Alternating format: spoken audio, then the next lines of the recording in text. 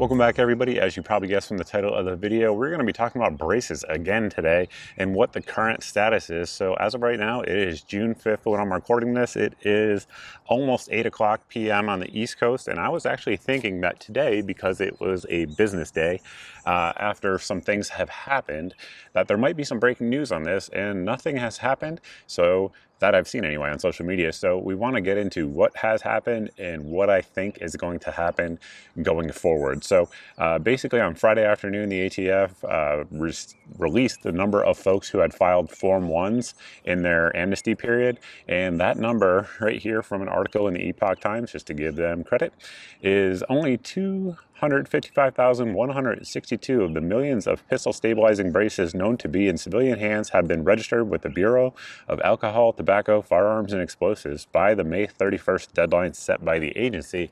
Then if you go down a couple paragraphs, it gets into a point that a lot of folks are talking about here on social media. It says pistol brace owners have been estimated at between 3 million and 40 million. So the number of registered owners is anywhere from 0.06% to 8%. That doesn't consider pistol brace owners covered by the injunctions issued by federal judges. So we have talked about that in previous videos. That said, I know there are a number of people who are tuning into this video right now who have not seen my previous videos. Number one, I urge you to go do that, because that will get into it more in depth than what I'm going to do today. But before jumping into those and then what I think is going to happen going forward, I do want to thank the sponsor of today's video, and that is these folks. It's the Accufire folks. So they make a number of different things. They make scopes, they make red dots, they make night vision, and then they also make thermal. So this is actually their last generation. I don't have their current one because they're sold out constantly, because they're pretty darn cool. But this is one of their options that they do still make, thermal optic, and it works as both a scope itself because it has a reticle built into it, a couple different reticles, and it also has the ability to be used as a clip-on in front of your normal scope to give you the ability to see thermal images. So you can see at night if you want to get out there and do some hog hunting, or if you have a farm or a ranch and you want to take care of predators. This will definitely allow you to do it as, again, a standalone scope, or if you want to use it as a clip-on with your system that's already zeroed, set up, and ready to go. So again, thanks to the folks at Accufire Technologies for sponsoring the video. Now, let's get into those injunctions. So basically, the first one that came out was the Firearms Policy Coalition injunction, and that was basically all of these have come out of the Fifth Circuit courts so far. More may change on that, more may come on that, and then we'll get into why that is here in a second as well. But the Firearms Policy Coalition, basically the first injunction was given, I believe, just like 4 or 5 days before the actual rule was set to go into effect. And it said that all the Firearms Policy Coalition members had an injunction against the pistol brace rule that went into effect on June 1st. And for the new folks out there, if you have a pistol brace that is attached to your pistol, whether it's an AR pistol, AK pistol, a Strybog, a CZ Scorpion, whatever the case may be, or a Glock with a brace, or whatever, any of those things, as of right now, the ATF says that you are a felon in possession of an SBR and you are facing 10 years in jail. The ATF director himself said that you could detach the stabilizing brace and not be violating this rule, which is not a law, but this rule. And then, of course, in the actual rule itself, it doesn't say that. It says the opposite of that. So who knows what's really going on? But anyway, back to the FPC. The FPC got the initial injunction. They asked for clarification as to whether or not it covered all of their members, and it said that they did. After that, a few days later, the GOA as well as Second Amendment Foundation injunctions came in right before the deadline on this one, saying that the GOA one specifically said that all the members, current members, I believe was the actual verbiage on that one. So that could be, if it's current members, does it mean members at the time of the injunction, or does it mean current members as of right now? Who knows? But regardless, joining these groups certainly isn't going to hurt you if you own one of these braces, and it's just not going to hurt you if you're an American in general, because these folks are out there doing good work that supports and defends our freedom. So again, there'll be links to all those folks, FPC, Second Amendment Foundation, and the GOA, Gun Owners of America, down below in the video description. I get nothing from that at all, but I do believe in those organizations, so I urge you guys to support them. And I know that there's a number of folks out there in the comments that are saying that you shouldn't have to pay for a constitutional right. I agree, but we live in the real world. So in the real world, what do I think will happen? Well, a few things. Number one, these injunctions, I'm not an attorney at all, don't pretend to be, I don't even play one on YouTube.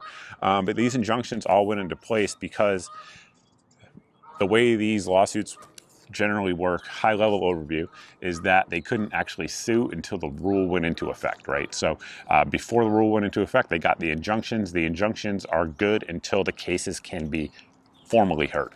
So these cases, I believe the first one is going to be heard on the 29th of this month. So again, I'm filming this on the 5th. So you have 20 some odd days between that case being heard, where we're kind of all in a gray area, right? Where if you are somebody who knows about this rule and has detached your brace, are you good? If you are a member of one of these groups, are you good? If you're just an American citizen who knows that this rule is unconstitutional, are you good?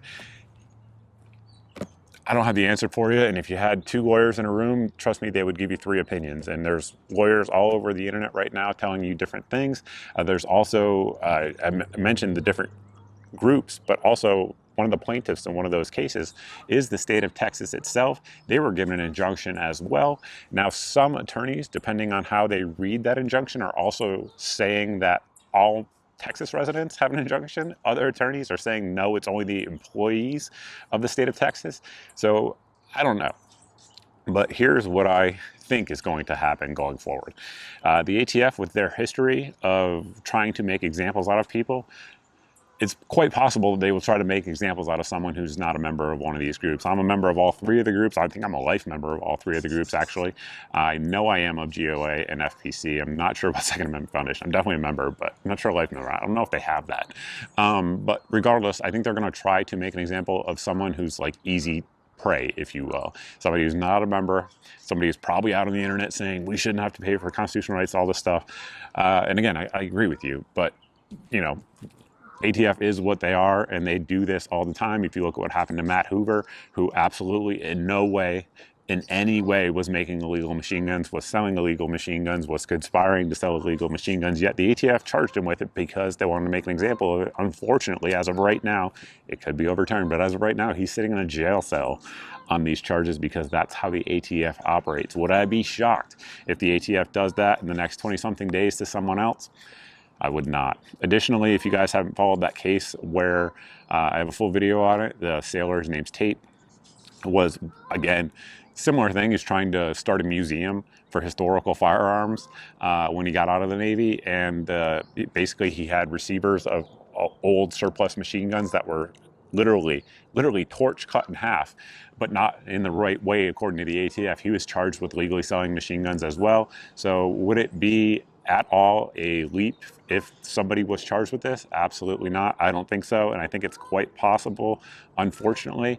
The fortunate side of that is it's very likely that these rules will be found to be unconstitutional, and if you are charged as having a brace pistol as an SBR, very likely that you would get off.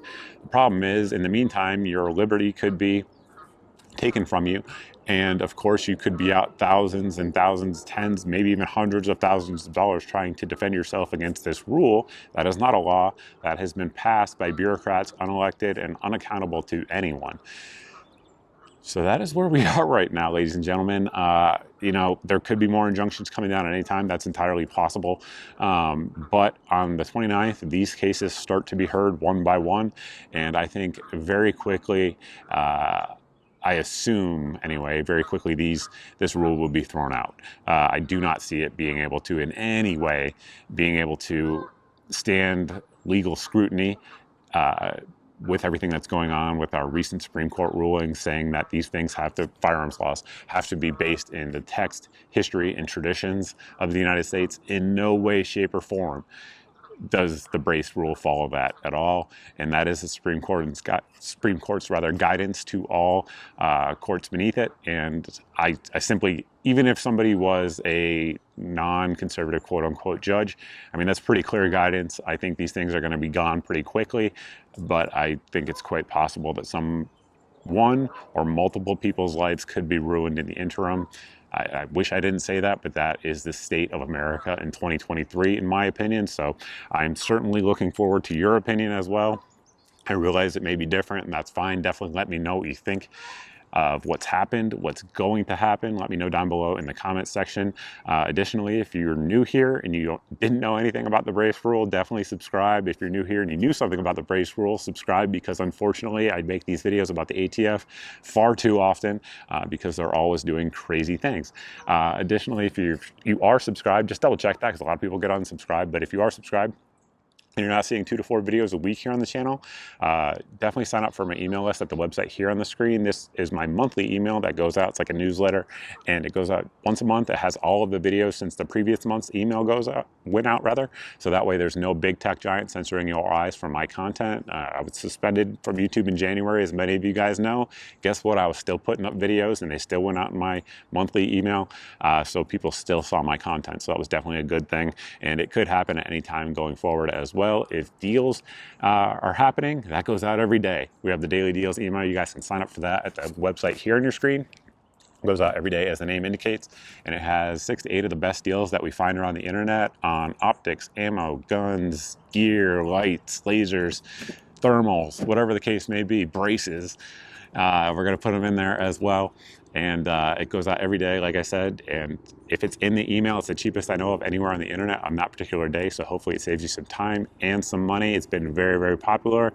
I'm glad that people like it. And with that, we'll close the video out. Thank you all for watching. I truly appreciate it. And I look forward to seeing you in the next video.